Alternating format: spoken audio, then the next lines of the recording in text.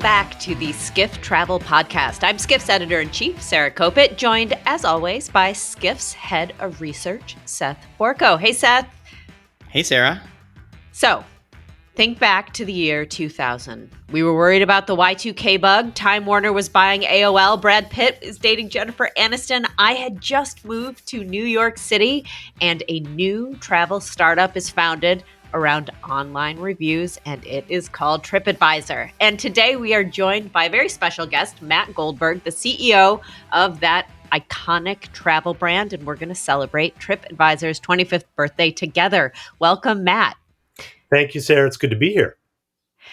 So we're going to get into it with Matt about all things Tripadvisor. But first, please don't forget to follow or subscribe to the pod wherever you're listening or watching. And if you're enjoying the show, please rate us 5 stars and leave us a positive review so we can spread the word about the Skift Travel Podcast.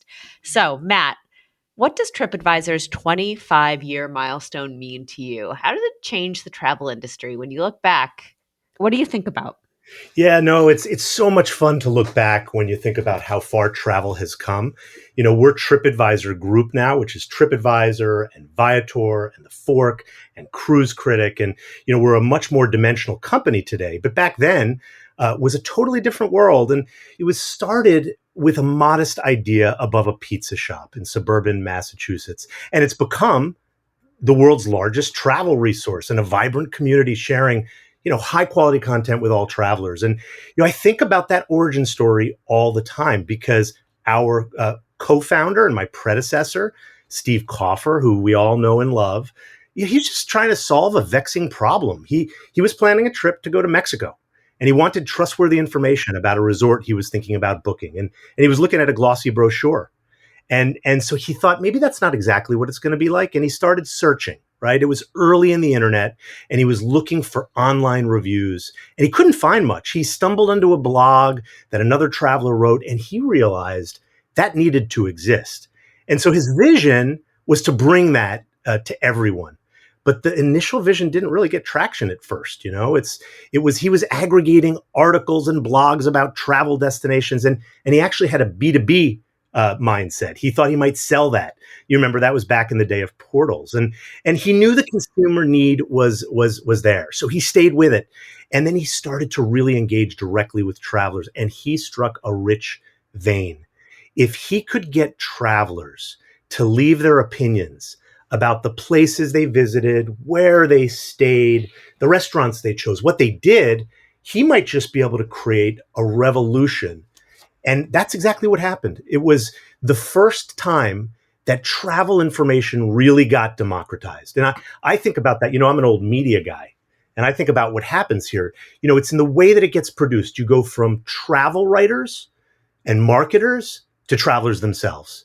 The way that it gets distributed, right? You go from travel agents and operators, and you do it direct by the internet. And then the way that it gets consumed, that brochure no longer stands for much.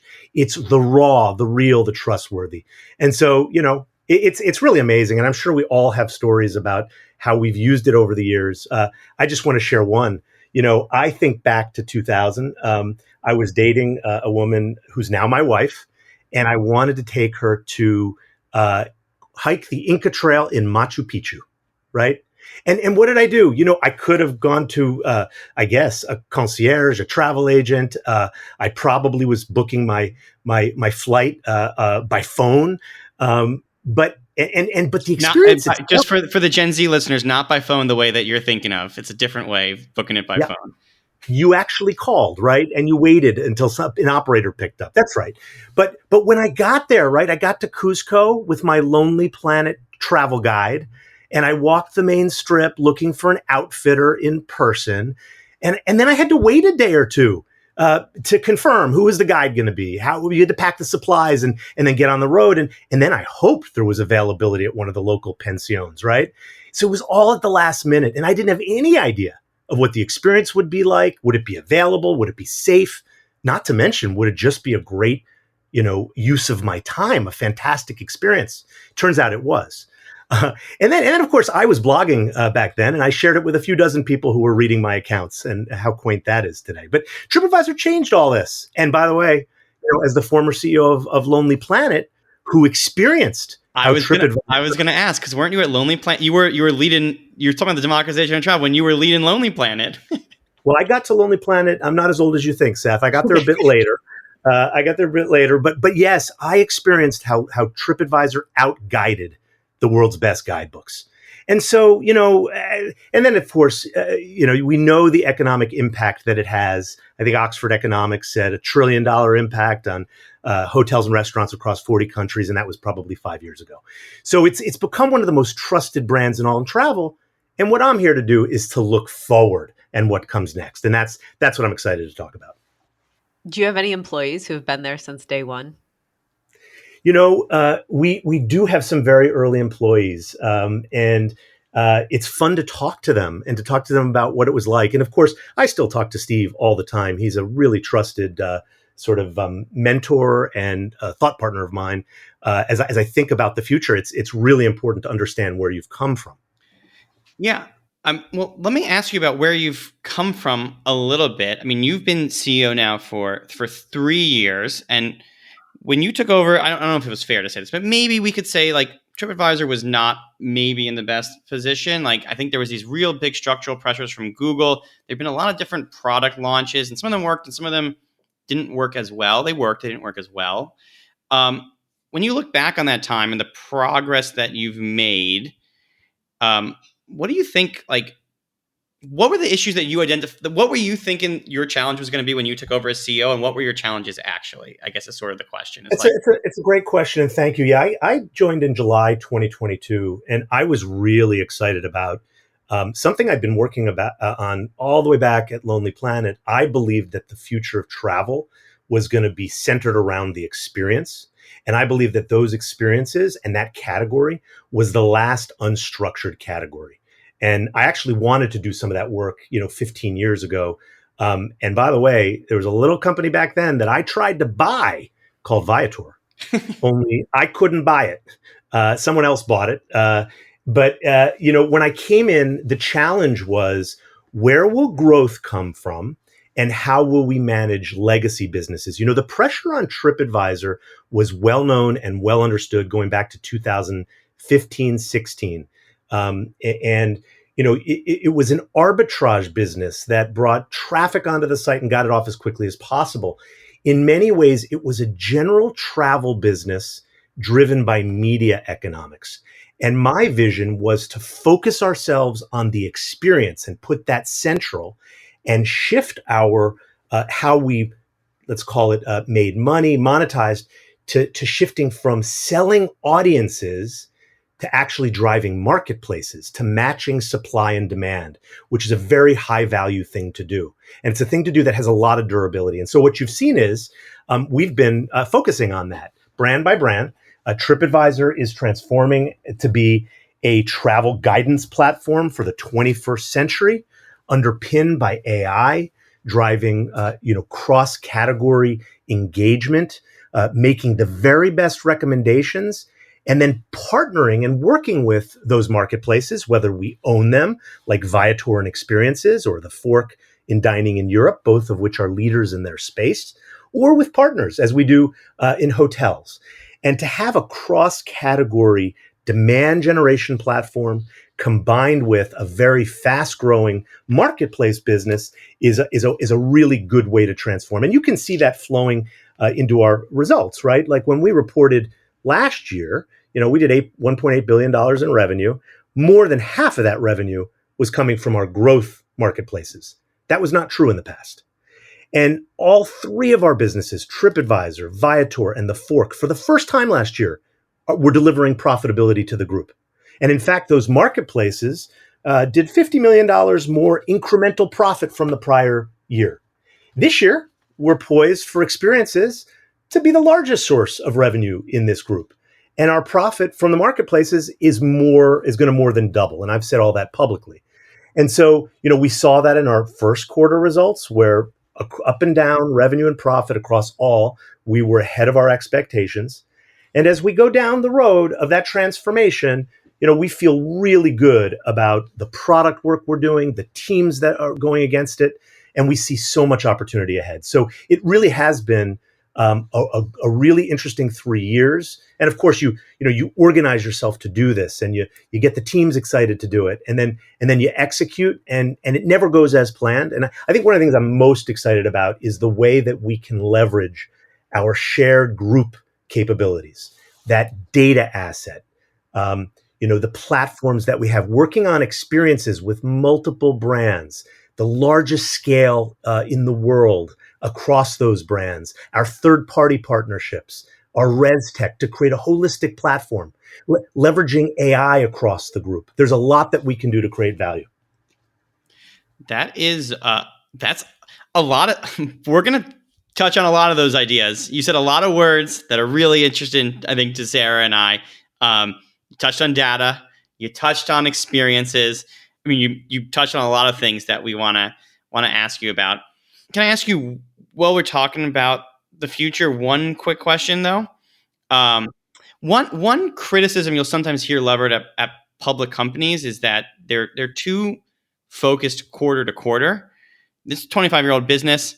We've got 25 years in the future. That's 100 quarterly earnings calls that you'll have to be on for the next 25 years, Matt, right?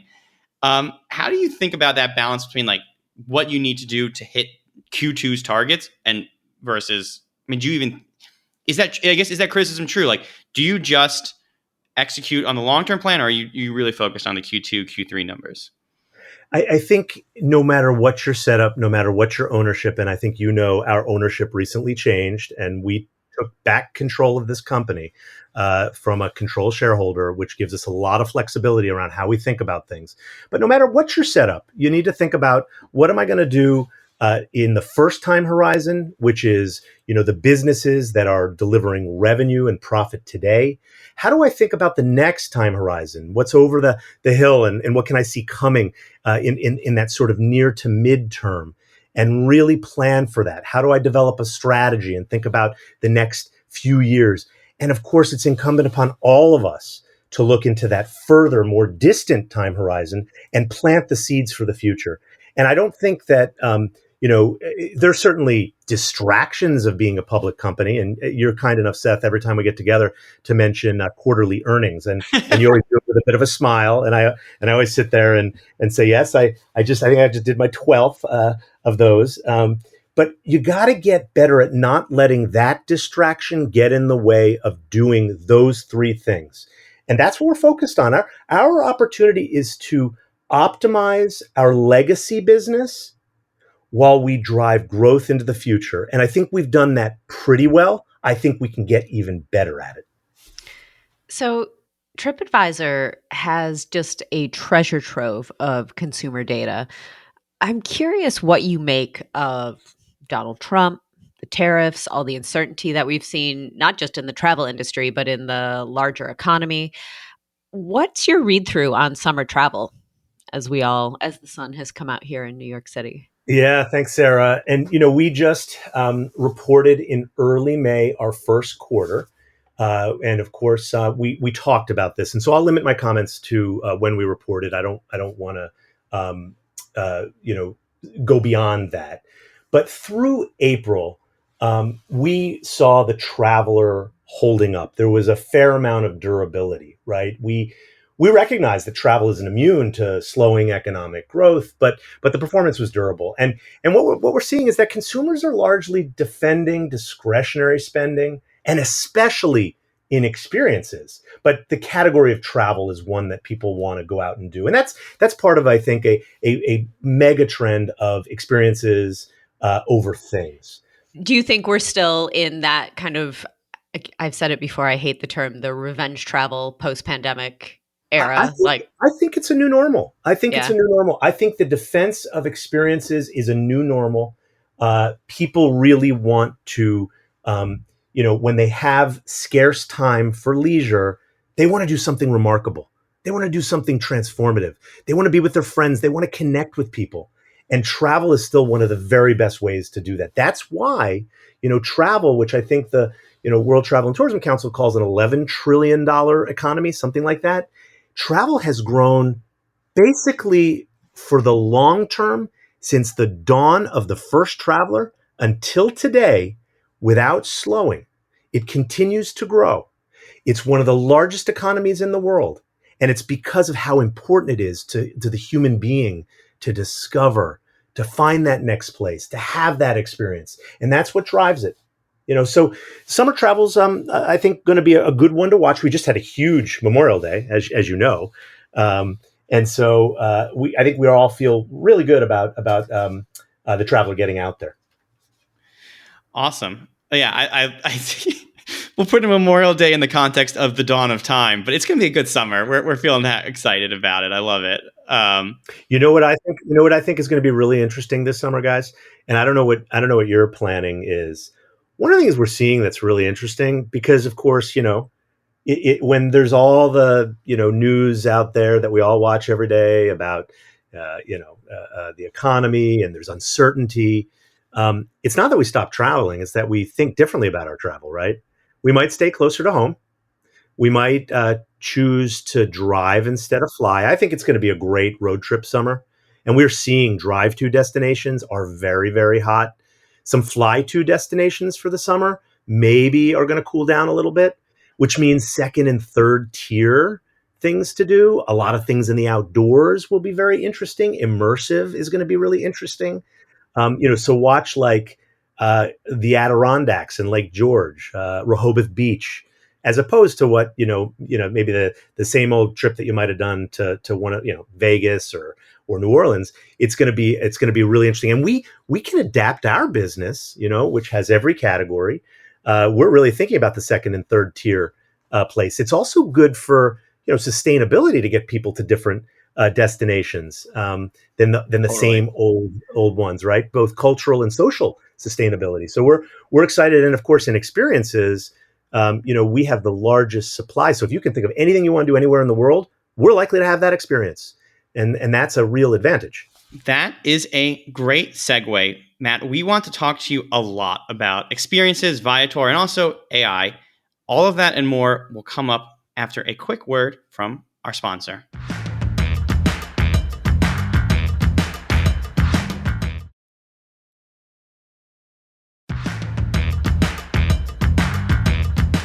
Welcome back to the Skift Travel Podcast. We are talking all things Tripadvisor. So, Matt, you've been mentioning experiences a lot, and you even used our word, megatrend. We love talking about megatrends. We love talking about experiences. Tripadvisor owns Viator, and it's one of the leading booking platforms for local experiences. Talk us through what the opportunity is there. Well, for us, experiences, I've said, is becoming sort of the strategic and financial center of the Tripadvisor group and a primary driver of growth. But more importantly, it's what consumers and travelers are looking to do, right? Travel, we want to take out any of the friction, and we want to get to the heart of the experience that we're looking for. And that's why this business is growing so quickly. So for us, we did last year over 4 billion in gross bookings and over 800 million in revenue. And it's growing at a rapid double-digit pace. And we also step-changed the profitability there. But the opportunity ahead is really untapped because we're only a fraction of the overall category. There are billions of dollars up for grabs right now. And we sort of want to position ourselves in a distinct way to create a global, holistic platform. And I think there are huge trends here, offline to online. We talked about the durable move to experiences. And then, of course, being really focused as a experiences marketplace, which Viator does, being connected to a huge driver of qualified demand, which is Tripadvisor, the value of having two brands working together and the trust that comes from those brands. And then, of course, one of the biggest distribution networks available anywhere, because we power some of the biggest names in e-commerce and travel through third parties. And maybe most importantly, we have 400,000 tours, activities, and experiences in nearly every country in the world. And that's supported by 65,000 operators. And that's really quantity alone isn't the answer, but being able to take that quantity and really curate and match and recommend that inventory to exactly what somebody is looking for is what we think we can do better than anyone in the world. And you leverage our data and what AI allows you to do. And it's all the ingredients to really continue to lead there. And I think the traveler benefits, when we talk to travelers, like 90% plus would like to book experiences online. But I think 75% of the people don't even know that the category exists. So when we see companies like Airbnb talking about it, Booking talking about it more, we actually think that raises awareness, and that's good for us as the clear leader in this space. Airbnb, Sarah, we love to talk about Airbnb. Yeah, Airbnb has entered the building. I mean, what do you make of that? Like, you just said it. They've relaunched experiences. I mean, Sarah, we're keeping track. How many times have they relaunched experiences now? Is this A million? A million? A million. Yeah. Does that scare you? 3. Does that make it's technically 3? 3? Yeah. Fact check. Yeah. Fact check for the record. It's 3. Does Airbnb rebooting experiences for the third time scare you, Matt? Not at all. And by the way, I have to say on record, I'm a huge fan of Airbnb. I think what they did to pioneer their category is amazing. I've known the leadership team there for a long time. I just have so much respect for what they've accomplished. It is truly remarkable. I think that their interest in this space really just validates the size of the market opportunity, and that's what I said to investors this week. We see it as a positive.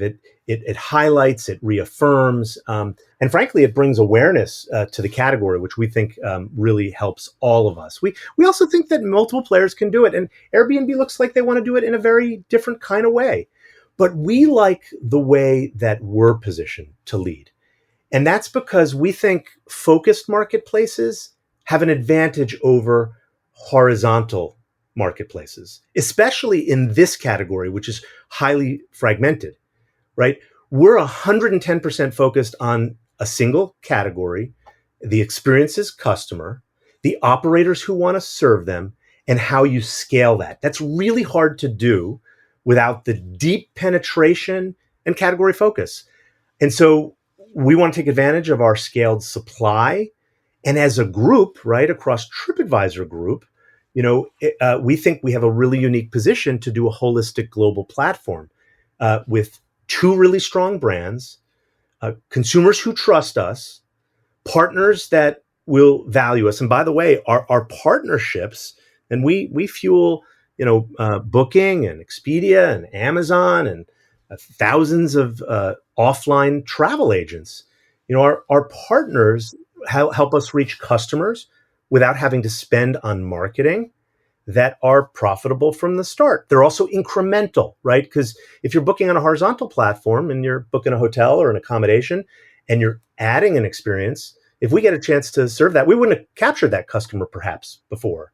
That could be a totally different, and it might be in a territory that we're not serving, or at a moment that we wouldn't have captured. So that helps us build our platform and serve the traveler. And we always want to put the traveler first. I didn't realize that you worked with that Viator worked with travel agents. That travel agents could sell Viator products. Absolutely, we've got a set of tools for travel agents that help them do that. We recently launched a really interesting travel agent tool that's getting a lot of pickup, which is travel agents are the key channel for booking cruises, I think we know, which is a really exciting category for a lot of people.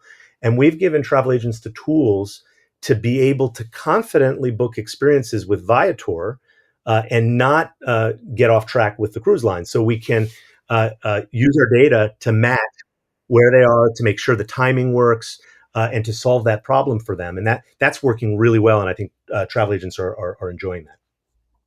This is a weird one, and I'm asking you about a competitor, so I know you're not going to love this question. But there's been some pretty pointed critiques that I've read online about Airbnb experiences. There's a very big tech writer, Ben Thompson, and he kind of said Brian's a great founder, a great design guy, a great dreamer, but the economics don't work for a curated platform. Do you think that can Airbnb make the economics work, or do you have the better model for economics?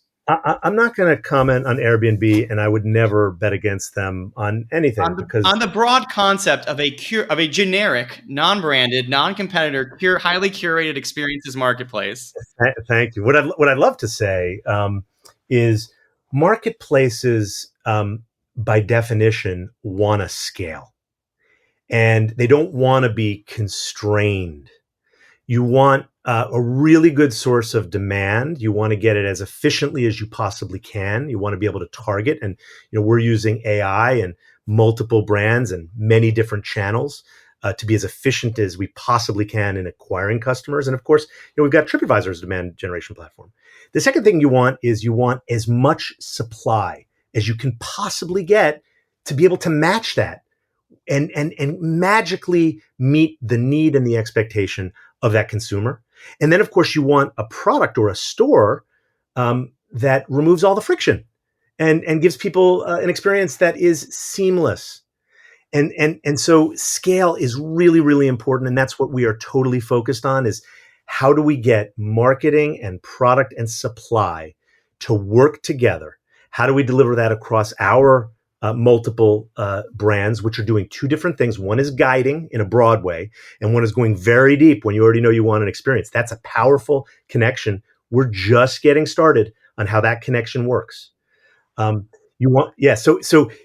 the answer is scale matters, and it's hard to curate a non-scale, highly bespoke marketplace. So we feel that our strategy is perfectly aligned to deliver on that. So you just said the magic words, AI.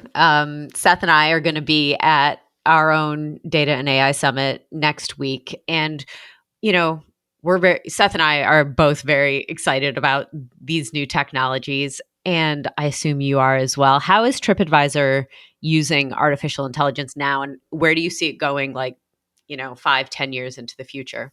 Thanks, Sarah. I personally couldn't be more excited about what's possible today with this technology. I think most people know that I came to Tripadvisor with a single thing that I was really excited about, which was to take advantage of the incredible differentiated proprietary data asset. And we've been doing a lot of work to set that foundation. If you let me just talk about AI for a moment, I am old enough, Seth, yes, I am, to remember the impact that the internet brought as I was working as a young media executive. And we're seeing a moment now with AI, which is as big or bigger of a seismic shift, a generational technology. It reminds me of the internet or electricity or the printing press. And it's going to transform society. It's going to transform every industry. It's going to transform the business model of every company. And as it does so, it'll drive productivity, it'll rewire value chains, it'll create new career paths, and it'll allow humans to focus on what they do best. And so I think about AI innovation every day, and I'm personally working with our teams to imagine what the future looks like in that distant time horizon, to make sure that in the near term we're doing a lot, and to bring it to today. And we're not waiting. One thing I would say, we talked about how Tripadvisor in 2000 democratized travel information. AI is going to democratize knowledge, and the pace of change is going to move so quickly. Travelers want to experiment with this, so we've gotten to it. And what we're doing is we're leveraging our unique and competitive advantages, and we're experimenting, and we talk all the time about what are we going to learn, because we don't have to have the answer this moment, but we do have to learn, then we have to adapt, then we have to innovate. And so we think that our trusted global brands that are recognized globally from real traveler insights, our high quality data and content from authentic traveler experiences, the position we sit in the travel ecosystem as a guidance platform and as a marketplace business with scaled audiences, and this is non-trivial, deep and diverse partner relationships across categories, across destinations, across operators. This is a privileged spot of intersection, the intersection of trust. And so that's allowing us to reimagine, how we target and engage travelers, to give them better tools to plan, and in an integrated fashion to plan and then book, which is what the TripAdvisor app is doing, to discover and meet the inventory that they're looking for on one of our marketplaces and make that flywheel spin even faster. It's the most important tool we've ever had, and we can optimize our operations. We can reimagine the work in every area, and we're doing a ton. I mean, I haven't started to even say specifically, but at TripAdvisor, Viator, and the Fork, every single employee now has the tools of AI in their workflow, and they're experimenting with it every day, and they're thinking about how the traveler might be using it. And so TripAdvisor is doing trip planning and a travel assistant and review summaries, and Viator and the Fork are doing B2B product listing advancement and better personalized recommendations, and the Fork's even using AI to think about how to bring restaurants that aren't on their platform onto the platform and book, even if they're not on the platform yet. We're doing more with partnerships because I believe when no incumbent has the final answer, you really want to partner with the leaders in the ecosystem. So you've heard us talk about Perplexity to learn what AI first search is going to look like and reimagine the user experience and how we're going to drive value there. You've heard us talk about OpenAI and learning about agentic AI and how to adapt our products to that opportunity and the behaviors of audiences as they come online, whenever they come online. And by the way, many of these audiences are higher intent than average. So it's our job to understand how we're going to work with them, how we'll bring agentic AI, how we'll bring an AI first product, how we'll go cross-platform and multimodal as we're doing with Amazon Alexa, how we'll understand our data and the value to whom and for what as we're experimenting with Microsoft Azure in their AI marketplace. So, I feel really good about it, but I'm not a Pollyanna-ish type person. And we should all be paranoid about the disruption that can come from this. But I think the response to that is to embrace it, to watch the consumer, to think about how you're positioned in the ecosystem, and then as soon as you learn something meaningful, to scale that rapidly. And that's what we're doing. I've been reading a lot, just, the summit is coming up. Kind of some doom and gloom, like, as you said, the opposite of Pollyanna-ish, about how society is going to change because of artificial intelligence, basically wiping out, a lot of the white collar work, knowledge-based service systems that currently exist to kind of uphold, the middle class. What do you think of that? Do you see that as like a real threat to not necessarily to TripAdvisor, to the world, to society at large? Sarah, it's such an important question, and AI raises so many questions that really can feel existential. Will it eliminate our jobs, or is it going to enhance them and give us more free time? Right? Is it the next great technology breakthrough, and we can exponentially innovate, or is it just going to disrupt and take away our market opportunities? And as you said, is it going to save humanity, or could it ultimately destroy it? Let me say a few things about this. I think our job as leaders is to understand what's possible, to recognize the pace of adoption, and to think about how it can be applied thoughtfully, carefully, ethically, in a secure way to deliver on whatever vision and mission guides our lives or our work. We can harness AI in so many ways. We need to, in my business, I'm thinking about how do we do that in a differentiated way where we enhance the products. And as we do, I'm thinking a lot about the value of trust. Our heritage has always been trust. We are still the most trusted brand in travel. And if that's true, we need to lean into that because trust and authenticity becomes more rare and more valuable in an AI first world. That is something we need to think deeply about. I think philosophically, I don't believe that AI replaces humans. I believe that humans that learn to work with and adapt to AI will outcompete those humans who don't. which is why I want every one of our employees and our partners to be experimenting and have the tools they need. And, we should be thoughtful, but we shouldn't be fearful. We can do human-assisted AI. We can put humans at the heart of what AI can deliver. Humans are the source of trustworthy content, as they are with us, and they're at the heart of the experiences. Remember, travel represents a way to uniquely deepen human-to-human connections, right? AI doesn't replace that. And when we travel, we engage with unfamiliar cultures. We forge new relationships. We build empathy, right? To begin to see the world through the eyes of others. And we know that as people want to do travel and experiences, there's a lot of things that AI is not going to do. It's not going to replace, for example, a real world experience, in a rainforest. It's not going to replace the human touch of that simple, thoughtful hospitality we get at a great hotel. It's not going to replicate the physical dimensions. You could do it virtually, but not physically, of a world-class destination or a tour or a conversation that changes us over a beer. You're not Because, you're not right, traveling over VR like Grand Canyon or hotels over VR. I remember back at Lonely Planet exploring Second Life and seeing what it could do. And I loved that platform, and I just never believed that it could be replaced.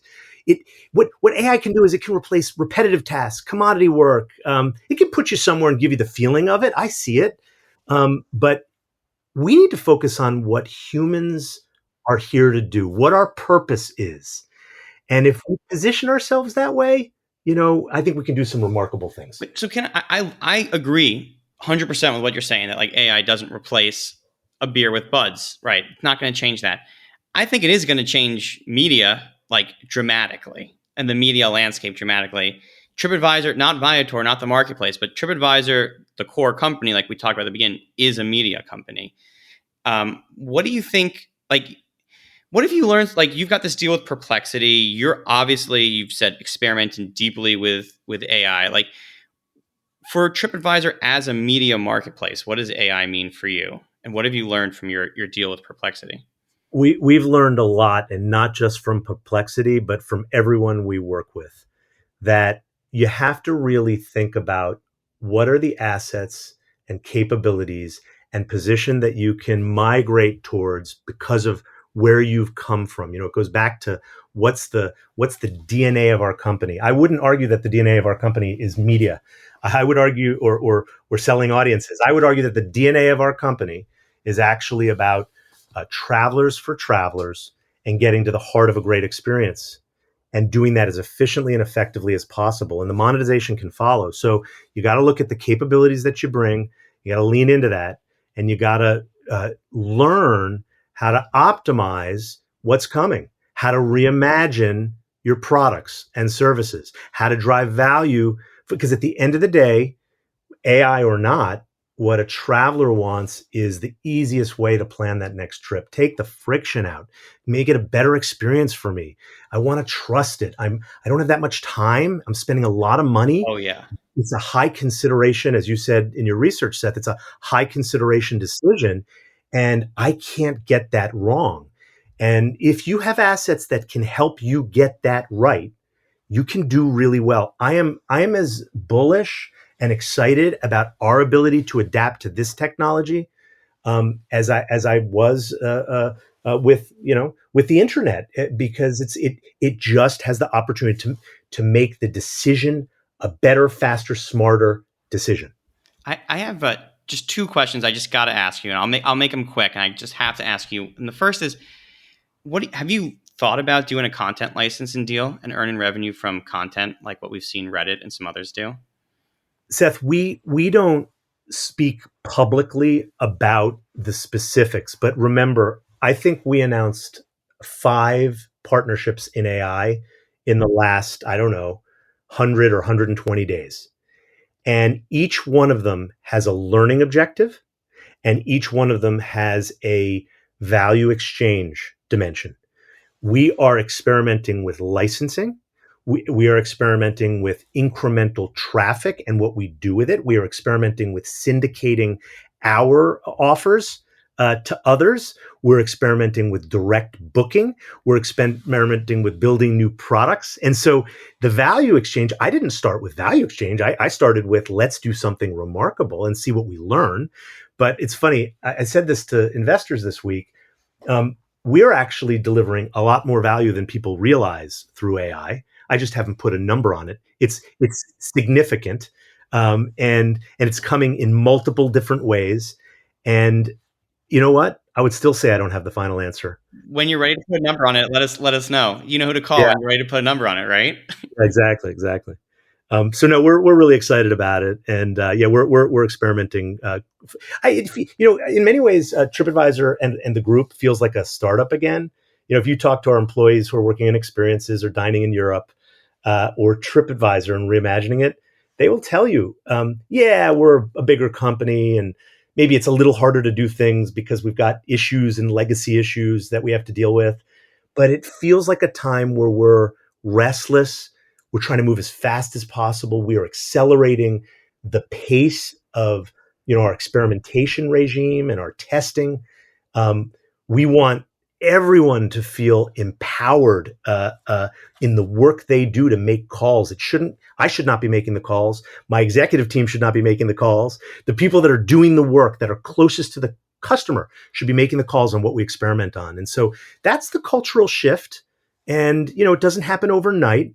And there's certainly twists and turns along the way, but that's the journey we're on. And, we feel really lucky, right? I want to share one thing with you because you guys work in travel, and I don't know how you feel. Allegedly, yeah.